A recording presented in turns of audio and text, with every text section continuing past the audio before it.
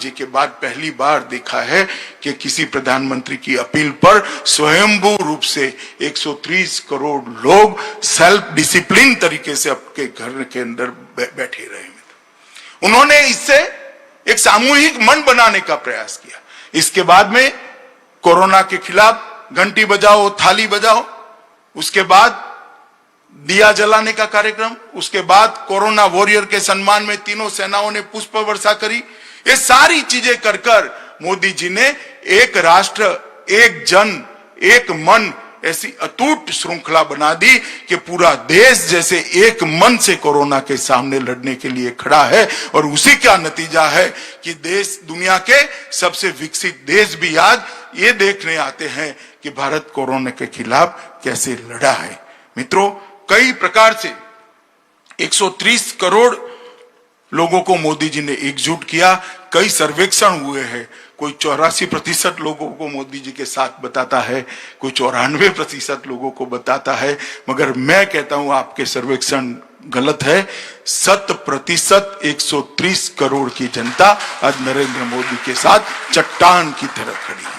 मित्रों, प्रधानमंत्री गरीब कल्याण पैकेज कोरोना की महामारी की शुरुआत में भी लेकर आए। मोदी जी को मालूम था कि सबसे बुरी असर देश के गरीबों को पड़ती। 1,70,000 करोड़ का पैकेज लेकर आए, जिसके अंदर ढेर सारी योजनाएं थी। मैं कुछ योजना जरूर बताना चाहता हूं। किसान सम्मान निधि लगभग 8.7 करोड़ लोगों को 16,000 करोड़ रुपया दिया। बंगाल में कुछ नहीं मिला क्योंकि हमारे पास सूची नहीं है। महिला जनधन खाता 20 करोड़ लोगों को 30,000 करोड़ रुपया मिला। और बंगाल के अंदर 1.92 करोड़ लोगों को 2885 करोड़ रुपया मिला। सामाजिक सुरक्षा का पेंशन 3 करोड़ लोगों को 3,000 करोड़ रुपया मिला। बंगाल में 21 लाख लोगों को 213 करोड़ रुपया मिला।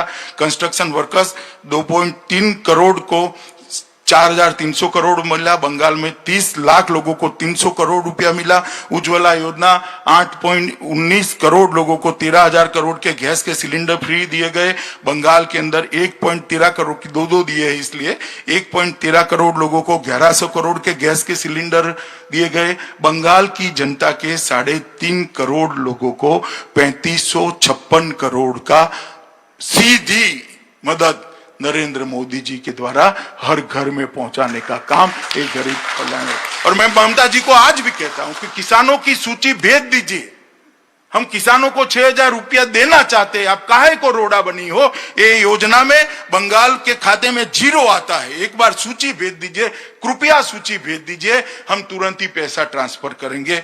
और बंगाल पीडीएस के माध्यम से बंगाल के लगभग 60.68 करोड़ लाभार्थियों को 3.84 लाख मैट्रिक टन अनाज दिया, जिसकी वैल्यू लगभग 8,000 करोड़ रुपया होती है। इस प्रकार से 11,000 करोड़ रुपया बंगाल के लोगों को सीधा दिया।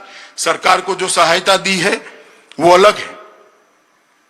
11,000 करोड़ रुपया बंगाल की जनता के घर में सीधा पहुंचाने का काम ये भारतीय जनता पार्टी की सरकार ने किया। और ममता जी पॉलिटिकल तंज कसती है। हम ठीक नहीं चला रहे तो आकर संभाल लीजिए।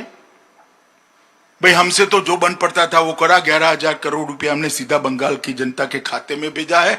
और बंगाल सरकार को भी जो देना निकलता था वो निकलता। हमने कोई पक्षपात नहीं किया।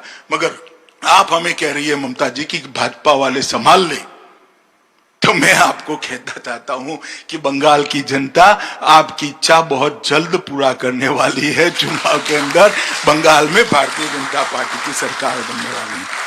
मित्रों, प्रवासी मजदूरों की भी मैं बात करना चाहता हूं। देश भर से प्रवासी मजदूरों का तांता अपने राज्यों में जाने के लिए लगा। देश भर में हमने लगभग 4300 ट्रेनों के माध्यम से 1.25 करोड़ लोगों को, कई बसों के माध्यम से 1.25 करोड़ से ज्यादा लोगों को अपने घर में पहुंचाया। उनको खाना दिया, पानी की बोतल दी। राज्य सरकार ने रेलवे स्टेशन पर जाने के लिए एसटियां दी। राज्य सरकारों ने उनके कैंप लगाए। जब तक ट्रेनों की व्यवस्था नहीं हुई, तब तक शुरू नहीं की, तब तक भोजन कराने की व्यवस्था भी राज्य सरकारों ने की। इसके लिए 11,000 करोड़ रुपया भारत सरकार ने राज्य सरकारों को भी दिया। मगर जब ट्रेनें चालू हुई तब एकमात्र बंगाल राज्य ऐसा था जिन्हें सबसे कम ट्रेन ली। अब तक 236 ट्रेनों के अंदर हमने 3 लाख लोगों को पहुंचा है। उत्तर प्रदेश के लिए 1700 ट्रेनें चली है, बिहार के लिए 1500 ट्रेनें चली है।